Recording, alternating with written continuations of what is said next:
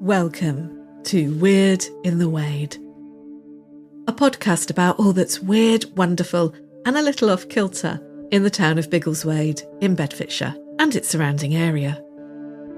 If you like your history with a pinch of the paranormal and your supernatural stories with some historical context, then this is the podcast for you. Whether it's the tale of the Potton Road poltergeist or discovering what's haunting Andy's house, the story of a secret Cold War bunker or haunted museum, Old Shuck, the East Anglian devil dog or phantom cyclists, Weird in the Wade has it all.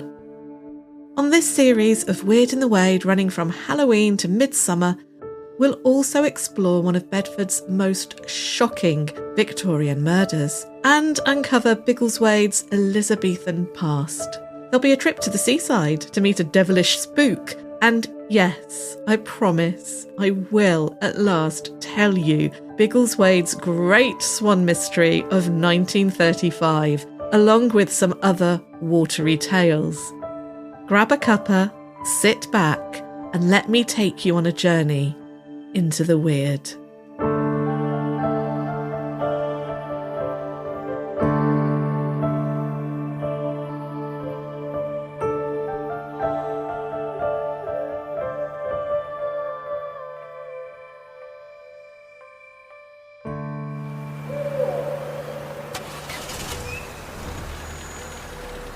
It's November 1993, a cold, damp morning.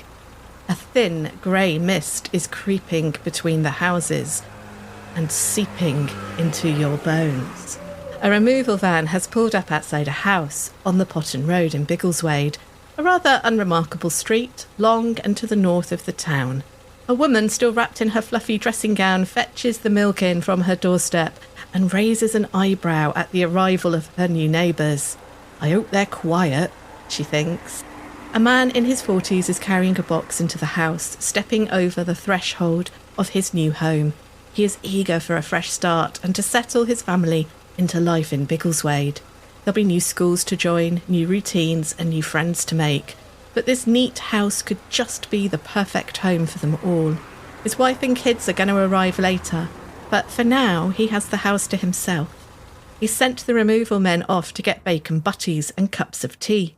Later, Terry Davis will tell the local newspaper that this was when it all started.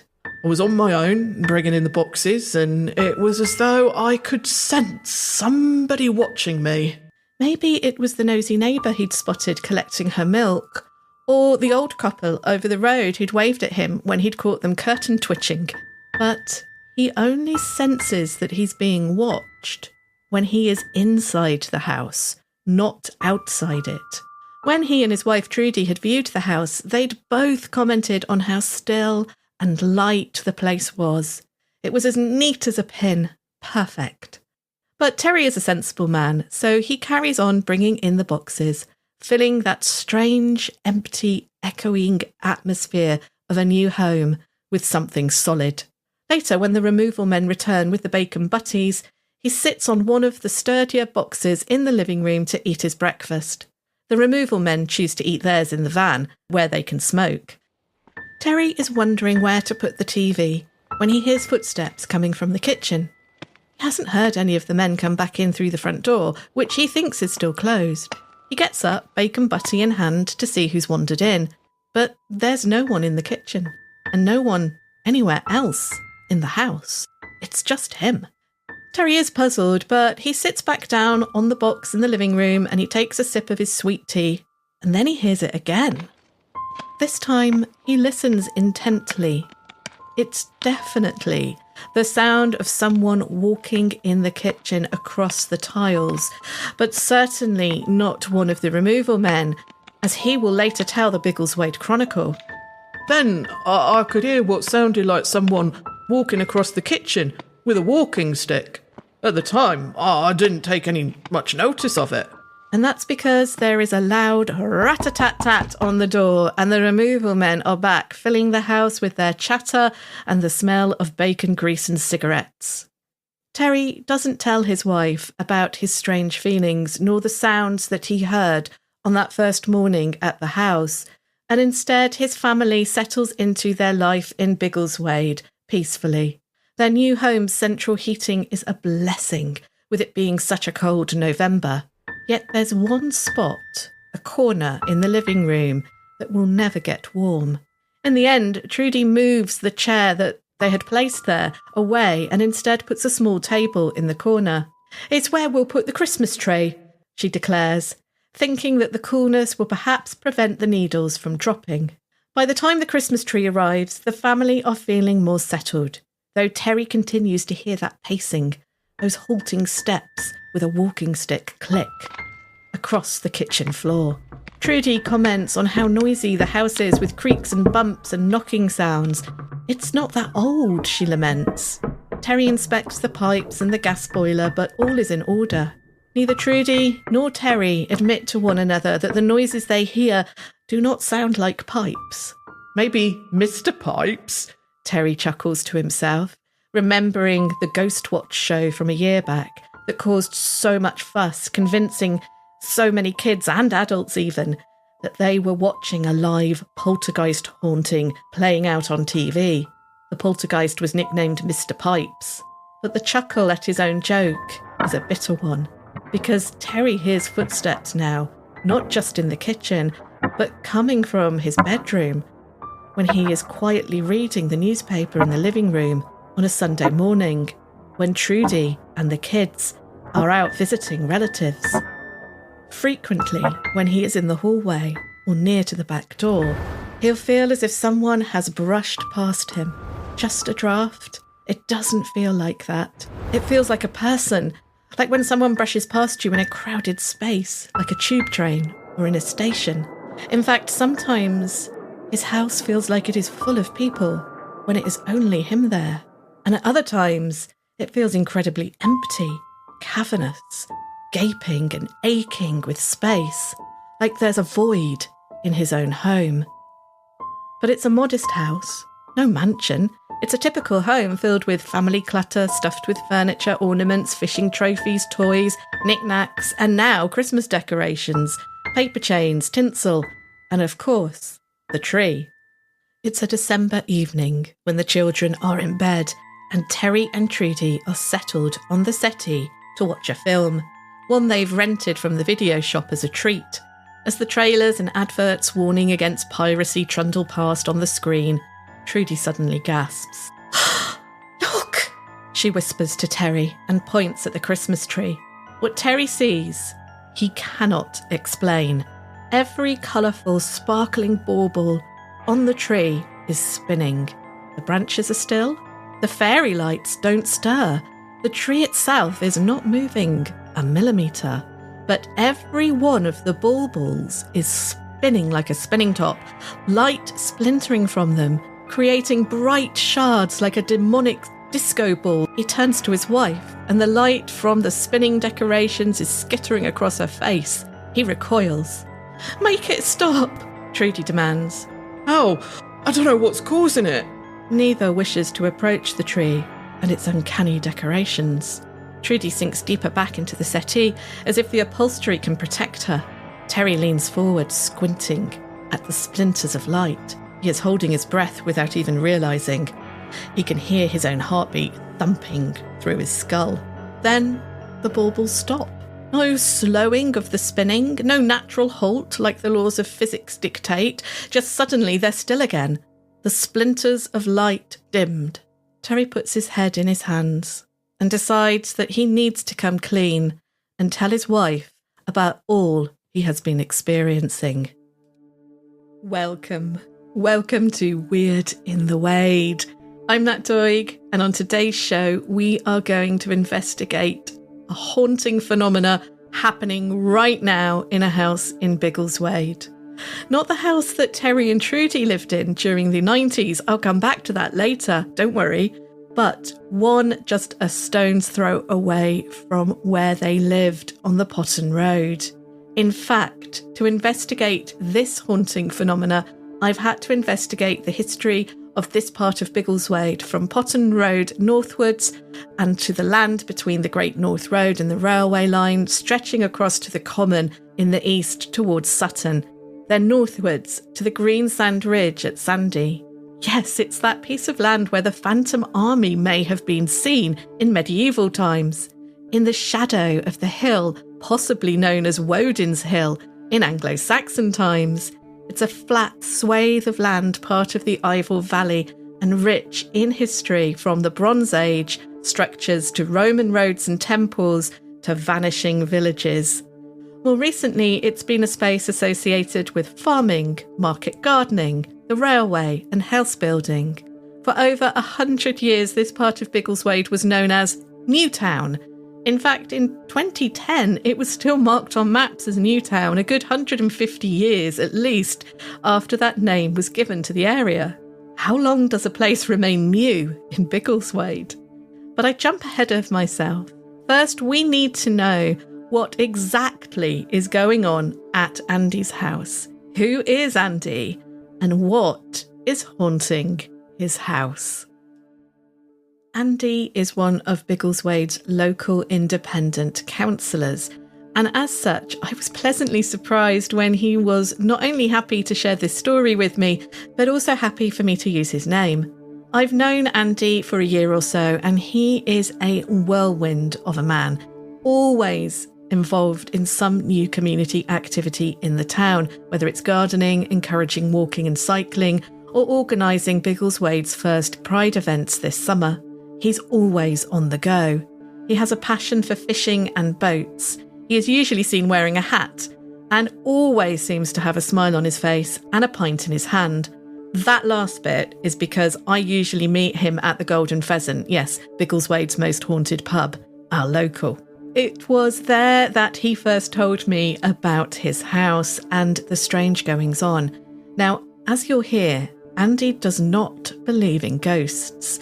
He loves a good ghost story, but thinks there's usually a simple explanation for haunting phenomenon. But he can't explain what's happening in the place that he calls home.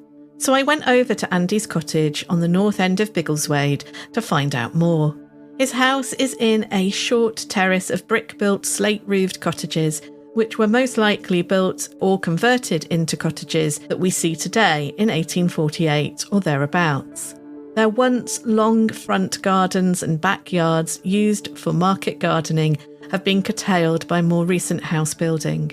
But Andy's front garden was bursting with flowers and plants on the rather overcast June lunchtime that I visited. Andy's dog Dolly, a caramel-coloured Chalky, that's a Chihuahua and Yorkshire Terrier mix, greeted me with her usual exuberant glee. With a cup of tea in hand and Dolly safely upstairs asleep on the bed, I began my chat with Andy. Do you believe in ghosts?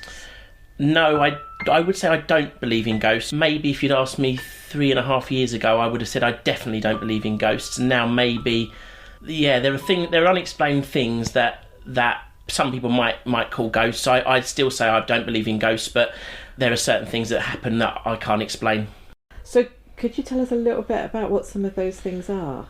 Yeah, so ever since I moved here, there's been lots of noises in this house. It is a very old house, but it is a very small house, and so you kind of know if there are other people around, and there often seems to be. And when I first moved here and heard these noises, I didn't think anything of it. I just thought an old house, creaks, bumps. I thought perhaps it was neighbours, perhaps it was a bird, on the roof, or there was thumps and bangs and the sound of people going up and down the stairs and footsteps upstairs. But because I didn't even consider ghosts to be a thing or paranormal activity, it wasn't just not something that I even thought about. It didn't really register with me. The first time I sort of maybe considered there was something unexplainable was about 6 months after moving here, before I got Dolly. It was just I had a friend over for some drinks one evening, just to catch up, and there was a sound of someone running up the stairs and walking into the room above the living room, and my mate said to me, "Who's upstairs, Andy?" And I said, "There's nobody upstairs." And he said, What's that noise then? There's somebody up there. And I said, there's nobody up there. I said, I know there's nobody up there. That happens all the time. And he said, "You've got ghosts." And I just thought, oh, maybe. And that was it, really. And yeah, since then, it's continuous, really. I'd say it's at least a weekly occurrence. And since I've had Dolly, she's picks up on a lot more than I do, and she'll often go into a barking fit at a corner of the room, or even something in the middle of the room that she's evidently seen and doesn't like or wants to interact with. I mean, it doesn't seem like fear or anger. Her hackles don't rise or anything like that. So she's kind of, I suppose, heightened the sense that there are unexplainable things.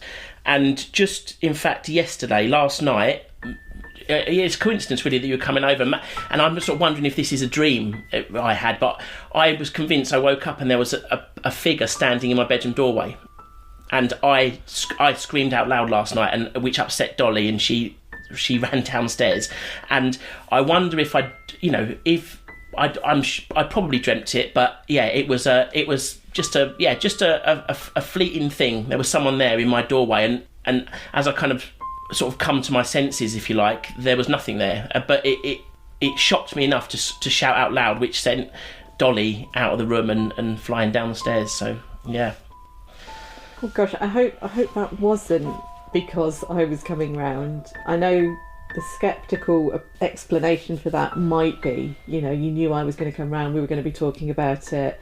It could be one of those kind of almost, is it hypnopompic or hypnagogic? One's for when you wake up, one's for when you go to sleep, and you see things. So it's a normal hallucination that people have when they're either drifting off to sleep or waking up. So it could have been one of those. Yeah, that's kind of, when I sort of sat up in bed and had a sip of water, I thought that was probably a dream, because I've been looking forward to this, really. I don't really talk about this with many people, because I don't really believe in it, if you like, and I've never mentioned it to any of my neighbours, because I sort of, they might think I'm a bit dotty. I don't know, really. I think mildly interested, I suppose, is the thing. It's sort of, you just sort of think, oh, there it is again. I love this house. I love Biggleswade. I love the neighbourhood I live in. This was the first house I viewed in Biggleswade, and it was the one I ended up living in, and I love it, and would no real plans to move away, and it certainly doesn't upset me or scare me or fill me with any fear. I don't feel that there's any malevolence to anything.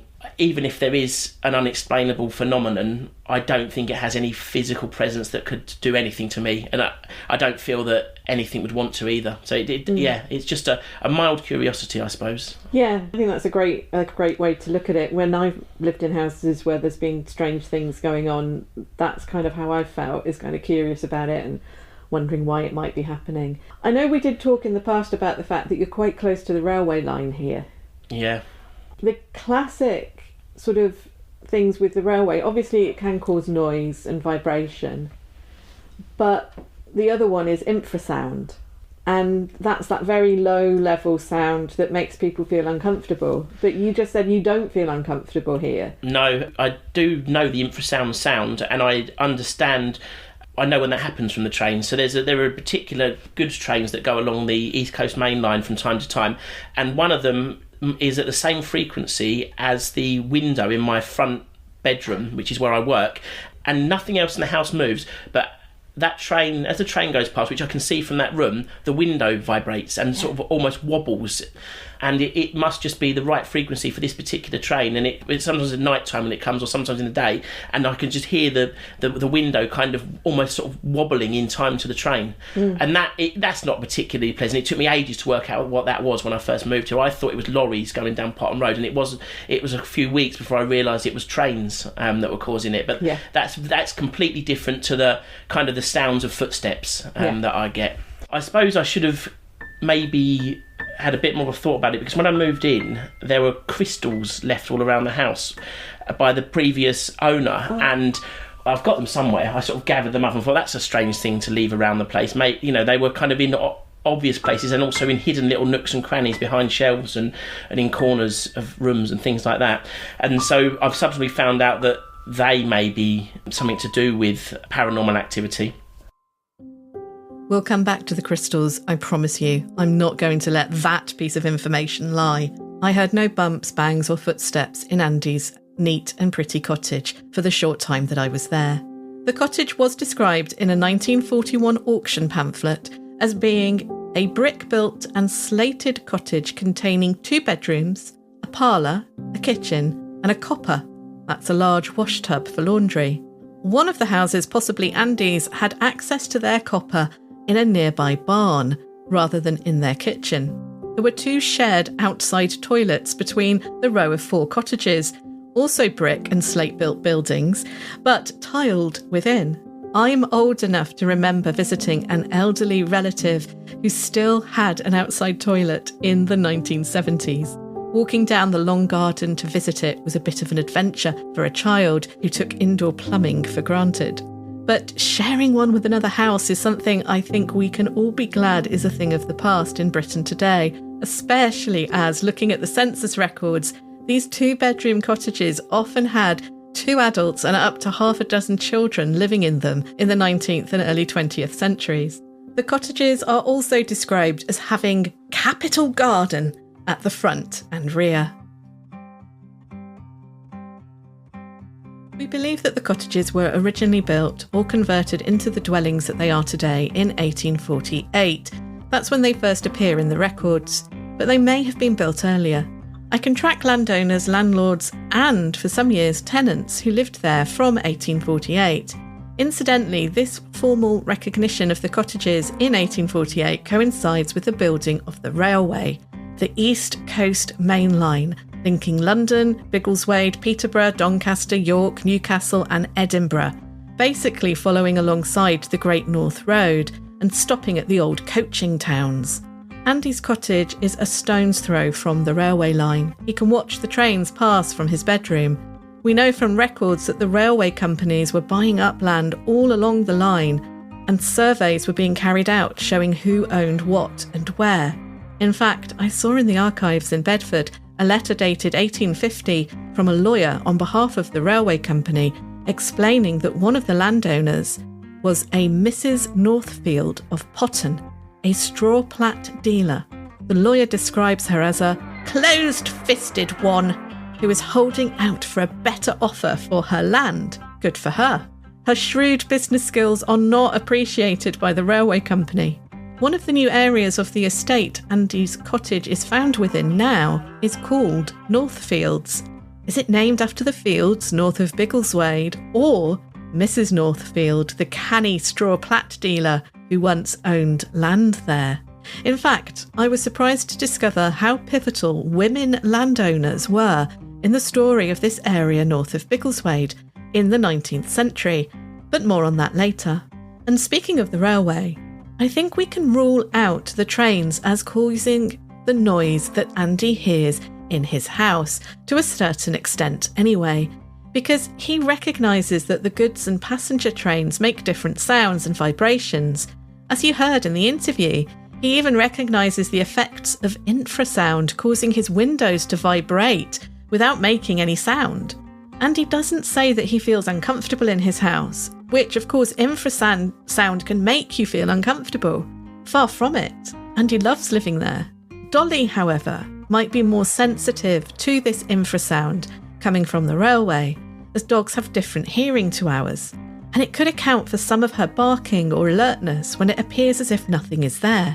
But, as an aside, my granny lived right next to a railway line, and she had dogs, many dogs, and they seemed to just get used to the fact that the trains are there, just like we did when we visited. So before we look at who has lived in Andy's house, I want to take a step back and look at the landscape and dive into the ancient history of the land itself. The row of 4 cottages that include Andy's were built in a style that was popular in the past. It's where the end of the terrace faces the road, not the front of the houses. And the road now doesn't even exist as a road. It's now a footpath. But possibly for centuries, this road, which is diagonal across the map in a northeasterly direction, was a turn-off from the Great North Road, heading towards the Common. It later became known as Furzon Hall Road. Today, Furzon Hall Road starts further east, but it's clear from looking at the old maps that this is a modern development from the 1950s. But Andy and I suspect that due to its straightness, this could be the remnants of a Roman road. If you follow its straight diagonal path, which now bends and leads to Furzon Hall farmhouse, it leads to the corner of the Common, where it is believed there was a Roman temple across the Potton Brook, just below the Green Sand Ridge and to the east of Woden's Hill. And why did the Romans place a temple there? Well, it's a short walk from the Great North Road, so a good stopping off place, a Roman service station if you like, and it's likely to have been an ancient British site of veneration in some way as well, as the Romans tended to adopt them. If you stumble backwards through time to the Bronze and Iron Ages, then just north of Andy's cottage lies what has been identified as a cursus and 5 round ring ditches, or possible barrows, or a mixture of both. A cursus is a straight path flanked by ditches. There is one leading to Stonehenge, for example. The 5 rings appear towards the end of the cursus, which you can see on aerial photography as crop marks in dry weather. Check out the blog for these at weirdinthewade.blog. It's speculated that these were either roundhouses, or possibly one or more of them could have been a barrow, a burial mound in the Bronze Age. I have joked that this could be a case of Biggleswade Henge. On this side of the country, such structures were built of wood and not stone, and so have long since disappeared. But I do have some actual evidence to back up the idea that there was once a barrow on this land, north of Biggleswade. In the tithe and farm records dating back to the 18th century, one of the fields north of Biggleswade, which was part of Furzon Hall, was called Round Hill Field. Now, there are no hills in this swathe of land. It's flat. It's good agricultural land and has probably been used as such for over 2,000 years. Where there was once a round hill, to give this field its name, it has since been ploughed away to flatness. Another common fate of barrows on this side of the country. What I don't have yet is a location for Round Hill Field within Furzon Hall's land, because if I did, I could compare it to the crop marks and see if it matches. One of the fields is also called Long Dane, which makes me wonder if this is not a name linking the Vikings to this land. I've taken you on this detour because I wanted to show you how what might appear to be a straightforward piece of farmland, which has been increasingly built on, and in fact more houses are soon to be erected there, actually has a rich history beyond Biggleswade. The roads the Romans used were likely already well-worn tracks which had been trodden in the Bronze and Iron Age. That path outside Andy's cottage could have been walked on for thousands of years by people heading home, visiting a special site of worship, or just meeting up with family and friends for weddings, funerals, trading, and also possibly war. In medieval times, the area north of Biggleswade was equally busy, being farmed and grazed by sheep, which watchful shepherds kept an eye on. We know about the shepherds because 2 of them are murdered, but that's for another episode. To the east of the Common was once the town of Kinnick, which at one point in the 12th century was larger than Biggleswade. It had its own coat of arms, and then it just disappears. I hope to return to this mystery of Kinnick on an episode about the Black Death, because it's probably the plague that did for the settlement of Kinnick. But this is all so long ago, way before Andy's cottage was built. So what about more recent inhabitants of Andy's cottage and the area north of Biggleswade, I hear you ask? Well, that's where the crystals come in. So let's dive back in and hear what Andy told me about those crystals.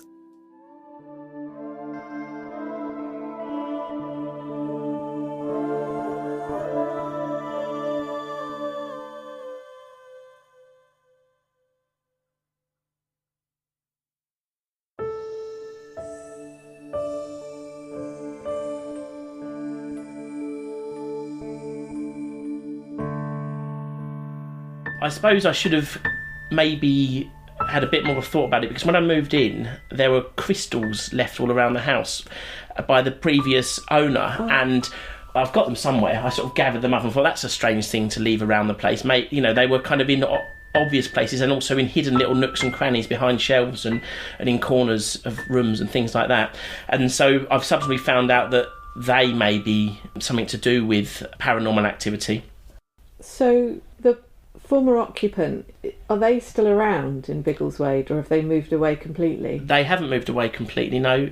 She's still around, I think. I don't know if she's in Biggleswade, but she's definitely local. Yeah. We keep in touch because I've had the odd parcel delivered here for her by mistake and she's come to collect it. So. And have you ever asked her about it? No, I haven't. No, I don't. It's not something I ever sort of bring up, and if I do, it's a bit of a joke. You know, I live in a haunted house. I still don't really take it seriously. It's just, it's just something I can't explain.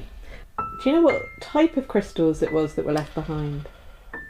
I don't, and I look for them. They're in this house somewhere because I didn't want to throw them away because my sister-in-law, who's much more spiritual than me, gave me some advice on wash them and recharge them in moonlight and things like that, which I did because I thought, why take a chance? And they're somewhere. They're somewhere in a little trinket box in his house somewhere, but I couldn't find them before you came. Was that Dolly barking then? I'm now hearing things. I didn't hear anything. Right. Well, we'll hear back when I play this back. Yeah. I thought I heard a dog bark. No, I think I just heard one then actually. Oh, okay. It could Probably be Dolly. Outside. It could be one of the neighbours' dogs. Since I've lived here and made friends in Biggleswade, a few months ago, I met a friend that I know through some charity work that I've done, some volunteering, and we got chatting about where we live in Biggleswade. And when I told her where I lived, she mentioned that she'd come to a séance, or I don't know if she used the word séance, but a social gathering of people to come and talk with people that are no longer with us. Like a spirit circle. That sort of thing, yeah. And with the previous owner of this house, and then that would explain the crystals, possibly. Things like that all start adding up in your mind, and suddenly you go from being a skeptic to thinking, well, you know, something's doing this and I can't explain it, and I can't see anything, I can't feel anything, I can just hear things. And so it does make you wonder. It definitely makes you wonder. I've not really mentioned it to anyone else. I'm kind of wondering if, when this goes out, if other people might get in touch, that maybe people have lived here and you know, even my neighbours might listen and say something. Yeah, and the last thing I ever want to do is like frighten people. So I think our best bet is probably going to be the former occupant. Yeah. I'm pleased to say that Carol, the former owner of Andy's cottage, agreed to meet up with me. And although she didn't want to be recorded for the podcast, she was happy for me to report back everything she told me. We met in Biggleswade's historic Crown Inn, the site of the Great Fire of Biggleswade, as covered in previous episodes. Carol was sitting at one of those tall tables that if you're short like me, you have to kind of clamber up onto and sit at a high chair. Carol had a laptop with her and she'd already acquired for me a cup of coffee, which I was very grateful for. She was raring to go. This is what she told me, and it's voiced by an actor. I moved into the cottage in 2016 and I lived there for exactly 5 years. I did enjoy living there, but it never felt like home. You know, definitely not my forever home. But it is a lovely house. There's nothing malevolent there, nothing bad. But yeah, I did feel like I wasn't alone in that house, even when I was, if you see what I mean. It was little odd things that happened, like hearing footsteps in the kitchen or upstairs when I was in the living room. Purposeful footsteps, not random knocks. I was well aware of the rattles and vibrations the railway makes, the rumble that you can't hear but you can feel in your bones. It's odd, but you get used to it. These other sounds that I heard were different, like I say, purposeful. A person walking steadily, maybe even pacing. I'd also get glimpses out of the corner of my eye, sometimes on the stairs of someone, a dark figure, but I get that a lot in all kinds of places. You see, I run spirit circles, do readings, tarot, stuff like that. So I am sensitive to these things. But whatever was in the house was there before I moved in, not a spirit who came through one of my circles. I'm very careful on closing anything spiritual properly. You have to, especially if you're living in that space. Whatever was in the cottage with me, I made it very clear to them that they were welcome, but I did not want to be bothered by them. You have to be firm. Boundaries. It's about setting boundaries. I think the energies in the cottage are helpful and harmless. Helpful because once a weird thing happened after my son visited me. He's very sensitive too. Anyway, he had to leave early and I was really upset. I don't get to see my boy as much as I'd like to, and I asked him to stay longer, but he said he couldn't. I miss him when he's not around, but he's grown and he's got his own life to lead. But I was upset, that he couldn't stay longer. Within minutes of him leaving, I'd put on the kettle and I was about to sit down in the living room when I heard a massive crash from upstairs. Honestly, I thought something had fallen through the roof. It was that loud. I was terrified.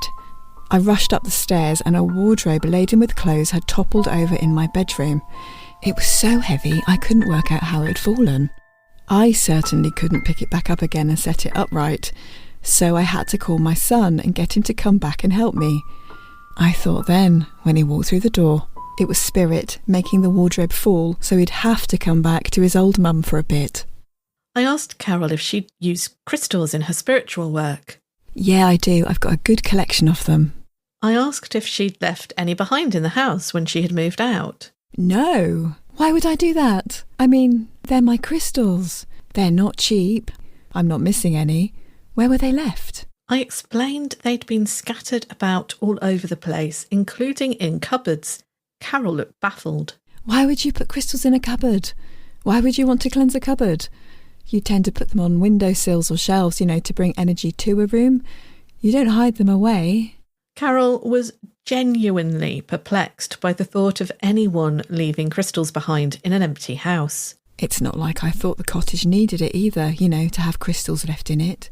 It was a nice house, and I knew Andy was going to buy it the minute he arrived. He walked in the door, sat down by the window, and I thought, he's at home. This is his cottage. I suggested that maybe the house wanted Andy as much as he wanted the house. Maybe, but I didn't leave any crystals behind. What a waste.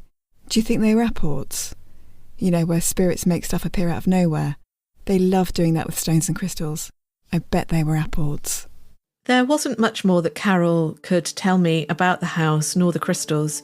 We thought it unlikely that the estate agent would have secreted crystals about the house, so maybe this will be a mystery that we can't solve.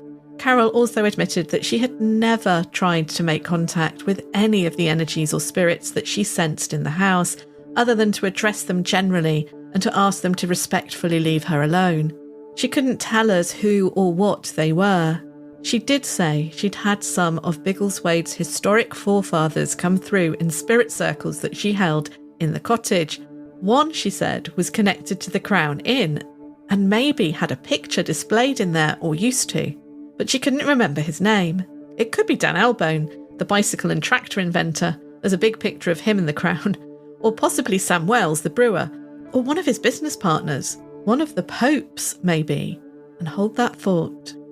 I left Carol having really enjoyed our chat. We ended up talking about social media and how Carol could take her tarot reading and clairvoyance work onto the internet, but I was left with few answers to what or who was causing the phenomenon in Andy's house. Andy has heard rumours that previous owners before Carol, possibly sometime before Carol, also experienced the footsteps or strange noises, but nothing concrete, and there's not a lead I can follow right away. So I arranged to go to Bedford Archives to investigate the cottage and the area north of Biggleswade's more recent history. Furzon Hall. From the 18th through to the 20th century, this area of North Biggleswade is fairly well documented in the tithe maps and then Ordnance Survey maps until the present. The land was known as Furzon Hall. Originally 2 words, Furzon means gorse or broom, and it wasn't until the 20th century that Furzon Hall became one word. Furzon Hall had stood in that area for at least 500 years, possibly longer. Most of the land and Furzon Hall farm itself was owned by the Wilshire family, and by the end of the 19th century, a Miss Wilshire was the landowner. Pockets of land between the Potton Road and Furzon Hall farm and the common were owned by others, as we heard earlier, like Mrs. Northfield of Potton, who owned a strip of land alongside where the railway is today, but the vast majority of the land and the cottages were owned by Miss Wilshire. The mid-19th century saw Biggleswade develop at a pace. The population between 1821 and 1851 more than doubled. The railway brought new inhabitants and new industry to the town. And believe it or not, I have heard locals say that was the downfall of the town. It all went downhill once the railway arrived. Market gardening became all the rage. Owning a plot of land where you could grow fruit and veg, which could be transported quickly to the markets of London by rail, was booming in Biggleswade, with everything from saffron production from crocuses to onions, Brussels sprouts and kidney beans being grown. Inevitably, more houses were needed, for the land north of Biggleswade met some of this need, and so became known as Newtown. Yet for all of the 19th and half of the 20th century, Andy's cottage, in its terrace of four, stood pretty much in splendid isolation. There were some barns and some new houses along the Potton Road, but nothing major was built alongside or north of Andy's house until after the Second World War. Apart from a Victorian sewage works, that was basically built to the west between Andy's cottages and the railway line. I could find no interesting life, events or stories about the people who lived or possibly lived in Andy's cottage during this period. They all seem to have lived to an old age or have moved away before they died, or I just can't find out any information about them at all. The only news stories that crop up mentioning the cottages are about antisocial behaviour in the 19th and early 20th centuries. Lots of kids setting barns on fire, barns being robbed, again usually by teenagers. And we think that antisocial behaviour like this is something that is new. It clearly isn't. So I turned my attention to who was working and living alongside the cottages at Furzon Hall. The family who rented Furzon Hall Farm from Miss Wilshire were the Popes, a King's Lynn family who moved to Biggleswade in the 18th century as business partners with Sam Wells, the brewer. They had traded in beer, spirits and wine.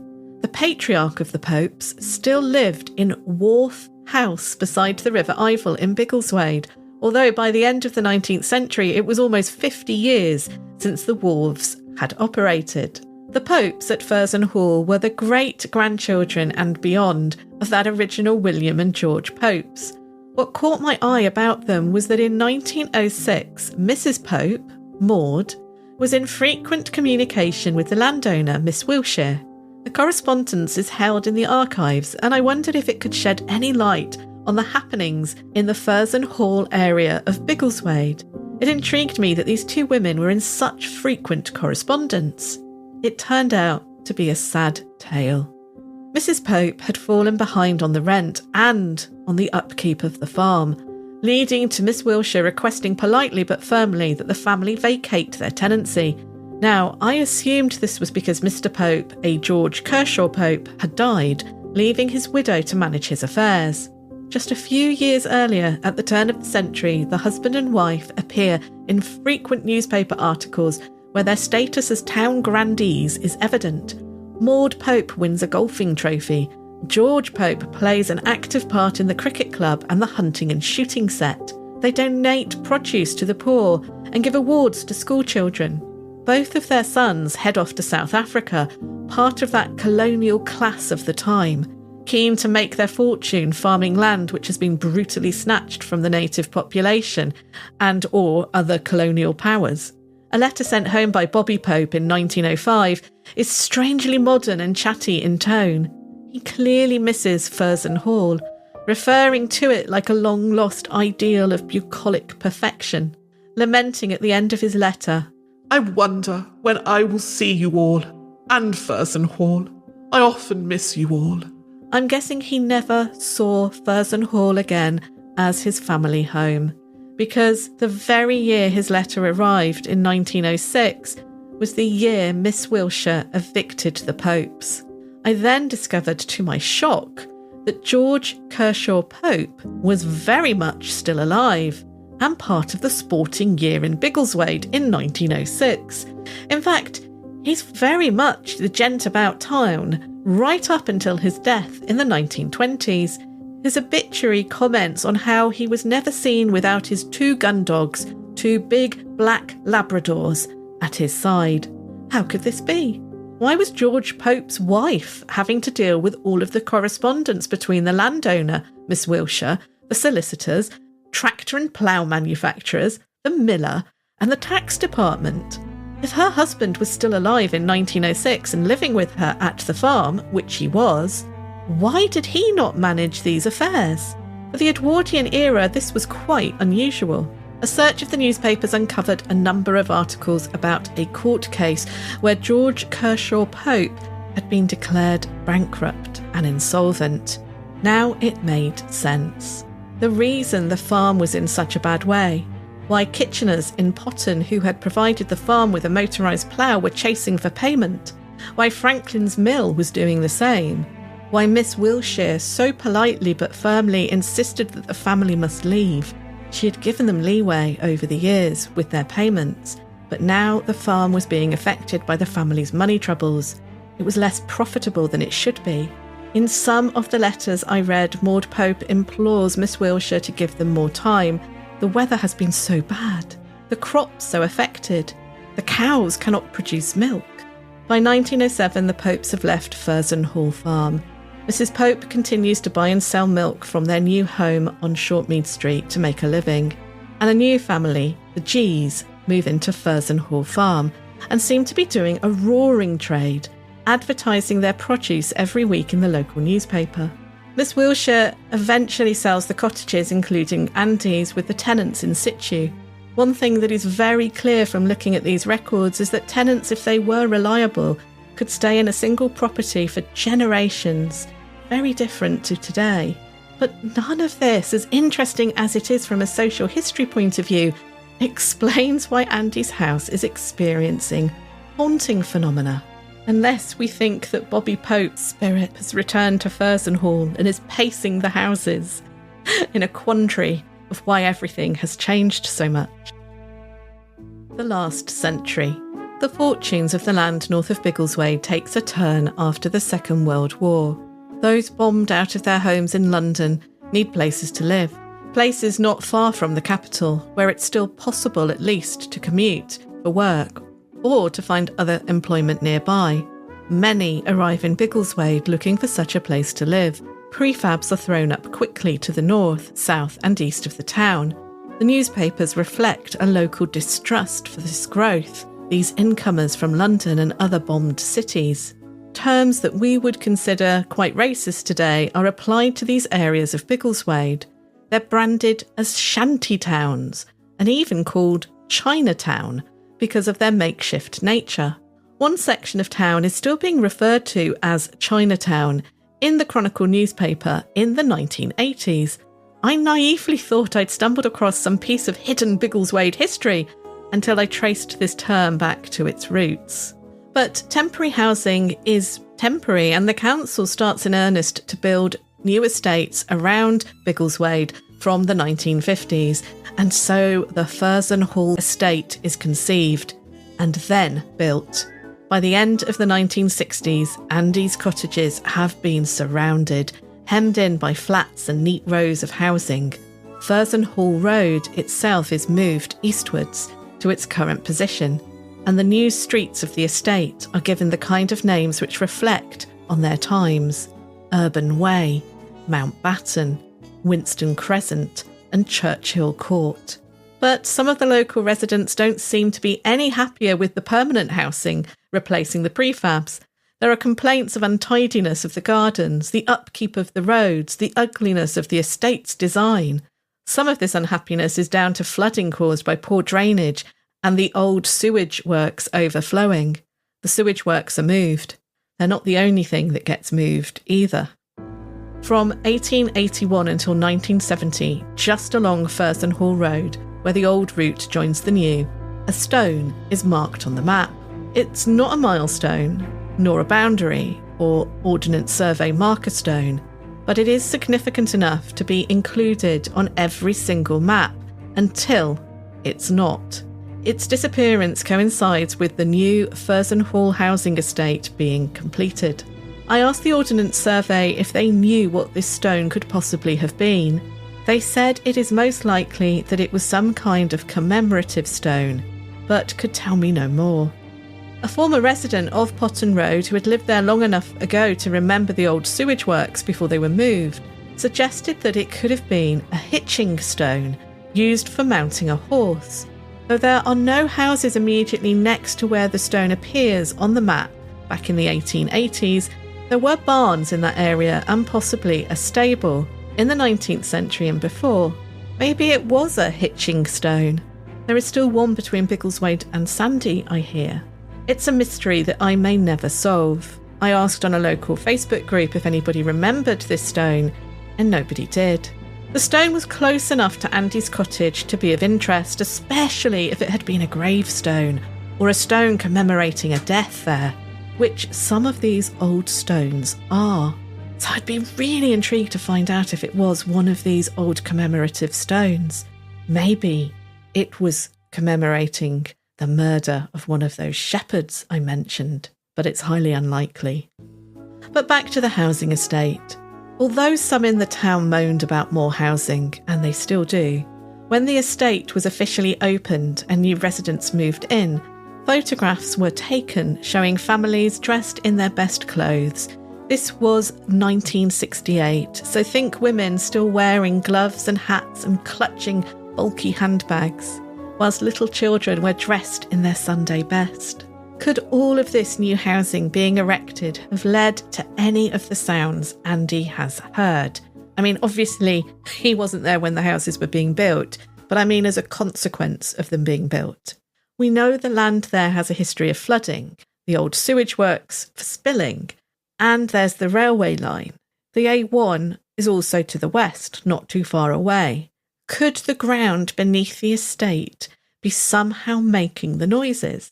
We can't rule it out, but it does seem odd when the noises seem to be coming from above and not below. But what if all the building work has disgruntled the spirits who lurk in that location, as well as some of the locals, disturbed the spirits' resting place and caused them to wander around the houses like Andy's?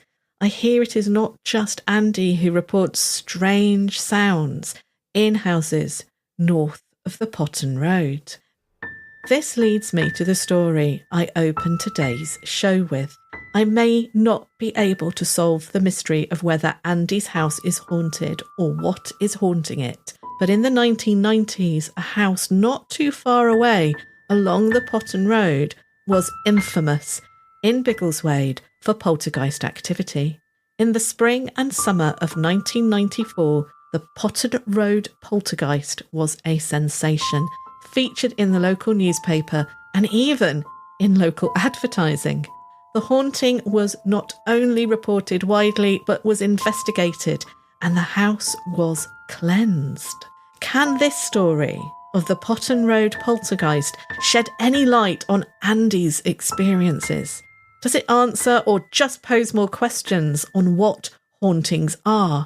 And I'm also going to explore in the next episode the ethics of sharing these stories, tales of hauntings that took place or are taking place where people live today.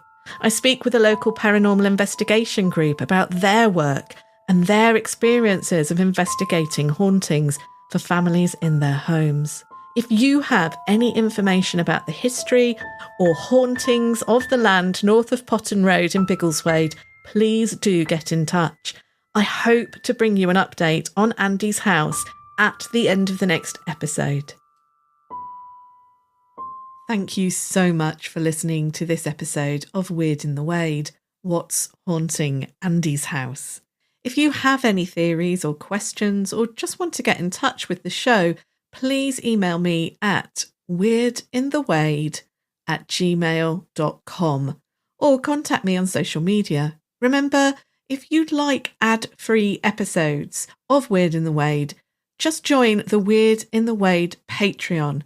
For less than a cup of coffee a month, you will be supporting the show and getting advert-free episodes. Details are in the show description. I'd like to thank Andy so much for his time and allowing me to tell this story. A big thank you also to Carol for speaking with me, and the Bedford Archives for helping me research the history of Furzenhall Farm and estate. Also, a big thank you to Tess for voicing Carol's words and for the shiny new version of the Weird in the Wade theme. But thank you to you for listening. If you enjoy Weird in the Wade, please do rate or review the show if your app allows. Or join me on social media for behind-the-scenes info, gossip and general weirdness. Weird in the Wade is researched, written, presented and produced by me, Nat Doig. Theme music and the Haunted House theme in this episode were composed and performed by Tess Savigere. All other additional music and sound effects are from Epidemic Sound. Never miss an episode. Subscribe to Weird in the Wade wherever you're listening now.